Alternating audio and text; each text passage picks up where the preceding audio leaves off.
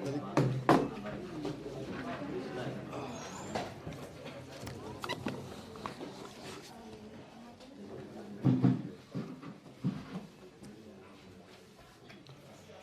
Afternoon.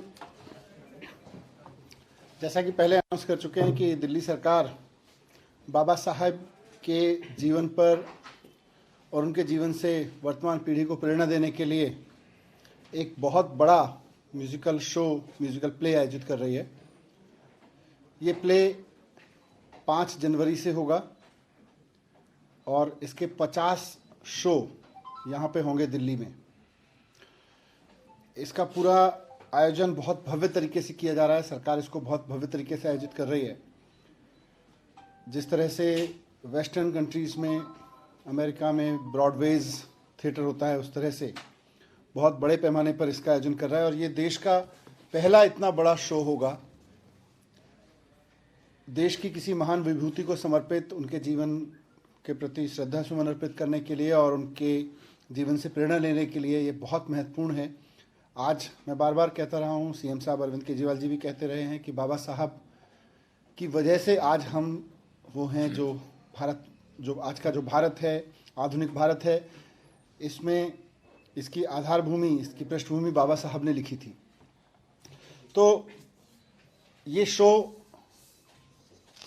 5 जनवरी से होगा। इसके रोज़ाना 2 शो होंगे, 5 बजे और 8 बजे। आम जनता के लिए ये फ्री होगा एकदम, इसके कोई टिकट का पैसा नहीं होगा, लेकिन इसके लिए ऑनलाइन बुकिंग कराना ज़रूरी होगा क्योंकि हर शो में लिमिटेड सीट्स होंगी। इसलिए इसका प्री रजिस्ट्रेशन, इसके लिए प्री बुकिंग कराना ज़रूरी होगा। आज हम एक तो इसका प्री बुकिंग नंबर लॉन्च कर रहे हैं। आज से लोग अपनी टिकट्स इसके लिए बुक करा सकते हैं। जैसा मैंने पहले भी कहा था कि शो के लिए टिकट नहीं है, लेकिन अगर देश के बाहर से या दिल्ली से बाहर से लोग आ रहे हैं तो उनको तो टिकट लगेगी। ट्रेन में टिकट लगेगी, बस में टिकट लगेगी, या हवाई जहाज से आना चाहते हैं तो टिकट लगेगी। तो अपनी टिकट उसमें बुक करा लें और फ्री टिकट शो की बुक करा लें। उसके लिए हम नंबर जारी कर रहे हैं आज, वैसे स्क्रीन पे भी है वहाँ, 8800009938 8800009938। ये नंबर पर फ़ोन करके टिकट बुक कर सकते हैं, या babasahabmusical.in पर लॉगिन करके भी इसको अपना टिकट बुक कर सकते हैं। कुछ दिन पहले इसका थीम सॉन्ग जय भीमा लॉन्च किया था, आपके सामने इंडियन ओशियन ने वो प्रस्तुत किया था। आप में से कई लोगों ने पूछा था कि भाई इसके लीड एक्टर कौन है, तो आज मैं इस शो के लीड एक्टर के साथ बैठा हुआ हूँ। रोहित रॉय इसके लीड एक्टर हैं। आप में से जो लोग उस दौर में स्वाभिमान देखते होंगे, निश्चित रूप से उसके बाद वर्तमान समय में तो आप खूब फिल्में देखते हैं और टीवी शो देखते हैं। जाना माना चेहरा है बॉलीवुड का, टीवी का, और उस वक्त से जब केवल दूरदर्शन हुआ करता था।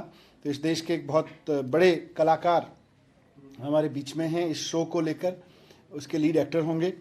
इसकी डायरेक्टर महुआ चौहान जी हैं, जो देश की बहुत बड़ी राइटर, डायरेक्टर और कोरियोग्राफर हैं, और बहुत बड़े बड़े इन्होंने ना सिर्फ खुद डायरेक्ट किए हैं बहुत, बल्कि देश की बड़ी हस्तियों के साथ भी इन्होंने काम किया है। तो ये आज आपके बीच में है, और मैं आपसे भी रिक्वेस्ट करूंगा कि आप सब लोग भी आएँ, और जनता से भी अपील है मीडिया के माध्यम से कि यह शो देखने ज़रूर आएँ, क्योंकि इस शो के माध्यम से हमारे अंदर बाबा साहब के जीवन के संघर्ष को जान के खुद संघर्ष करने की भी प्रेरणा मिलेगी, और एक ये भी समझ में आएगा कि बाबा साहब ने आज के भारत की नींव रखी तो कितने कष्ट के बाद रखी, कितने ऑड्स उनके जीवन में थे, उसके बावजूद उन्होंने गिव अप नहीं किया, बल्कि अपनी पढ़ाई भी पूरी की और देश के लिए बहुत कुछ किया। उन्होंने ये सवाल नहीं पूछा कि देश ने मुझे क्या दिया, उन्होंने कहा कि देश को मुझे देना है, और उन्होंने दिया। तो उस सब के प्रति ऋणी होते हुए हम ये शो का आयोजन कर रहे हैं। मैं महुआ चौहान जी से रिक्वेस्ट करूंगा कि कुछ शब्द अपनी तरफ से कहें। उन्होंने इस शो को स्क्रिप्ट से लेकर और डायरेक्शन तक में भूमिका निभा रही हैं, और फिर मैं रोहित जी से रिक्वेस्ट करूंगा।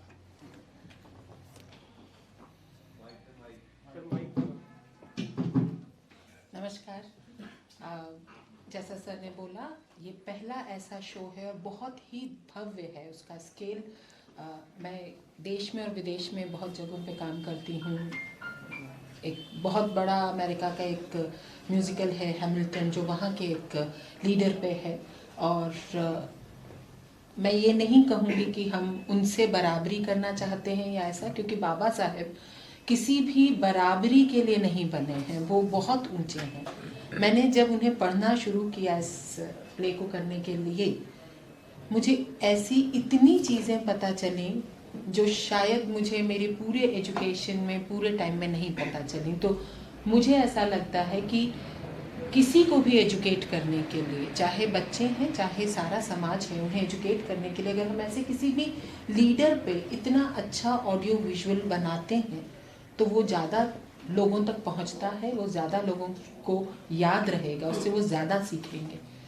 और एज अ वुमन मैं डेफिनेटली बोलूँगी कि जो अधिकार उन्होंने कॉन्स्टिट्यूशन में हमें दिए, जिनके कारण आज हम खड़े हैं, हम गर्व से खड़े हैं, हम गर्व से लोगों के सामने सर ऊंचा करके खड़े होते हैं और काम करते हैं।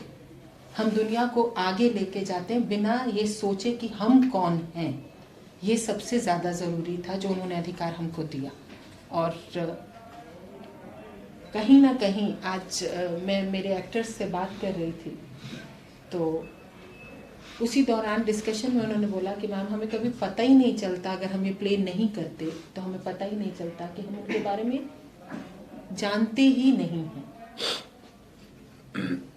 वो शायद सबसे कम जाने वाले अंडर स्टेटेड लीडर रहे होंगे, और उन्होंने जो किया है वो जानने के लिए मैं आप सबसे रिक्वेस्ट करूंगी कि आप सब लोग आए, प्ले देखें, किस तरीके के डांसेस हैं, किस तरीके का ड्रामा हम बना रहे हैं, उनकी कहानी से हम कितना प्रेरणा ले सकते हैं। तो आप सबसे निवेदन है, आप लोग प्लीज़ प्लीज़ पधारें। I'll request Rohit to say a few words. Thank you. नमस्कार। मनीष जी और महुआ जी ने सब बता ही दिया है आपको प्ले के बारे में। मैं ज़ाती तौर पे ऋणी हूँ। I am very very thankful to Manish ji, Arvind ji, that मुझे ये मौका मिला इस किस्म का प्ले करने का। एक एक्टर के लिए ऐसा रोल करना और ऐसे कैरेक्टर का रोल करना जो whose face changing for the country, who is responsible for modern India, who is responsible for the Constitution of India, ये लाइफ में एक बार चांस मिलता है। स्केल के बारे में वो बोल चुकी हैं। मुझे जो इस प्ले में बहुत अच्छा लगा, जैसे उन्होंने बताया कि हम सभी जानते हैं कि बाबा साहब ने क्या क्या किया है, लेकिन क्या जद्दोजहद करके वो वहाँ तक पहुँचे, कैसे उन्होंने वो सब अचीव किया है, वो मुझे भी नहीं मालूम था। और मैं चाहता हूँ कि जितने भी हमारी जनता है जो आके देखें, वो निकले तो प्रेरणा स्रोत बन के निकले कि हम ये बनना चाहते हैं। क्योंकि मेरा मानना है कि हम सब के अंदर कहीं ना कहीं एक अम्बेडकर है। बस ये है कि how we use that force and change the society, because we all can. So please come and watch the show and again thank you very much. Thank you. कुछ सवाल किसी का? एक सवाल है मेरा, क्या आप अपने रोल से अम्बेडकर साहब के जीवनी को न्याय दे पाएंगे क्या? कहने का मतलब जिस तरह से अम्बेडकर साहब थे उस तरह से आप प्ले कर पाएंगे? ये तो वक्त ही बताएगा। मतलब दलित की बात मैं कर रहा हूँ। जी, जी। दलितों को आप उन्हें सेटिस्फाइड कर पाएंगे? मुझे लगता है कि जब आप कोई प्ले, कोई फिल्म या कोई टीवी का शो करते हैं तो आप वो किरदार बन जाते हैं, और वो मेरे लिए बहुत ज़रूरी है कि स्पेशली इस किस्म के कैरेक्टर में मैं अभी आपको क्या बोलूं। मुझे लगता है कि जितनी मैं कोशिश कर सकूंगा वो मैं करूंगा, और जब आप प्ले देखेंगे तो शायद उसके बाद ये सवाल पूछेंगे नहीं मुझसे।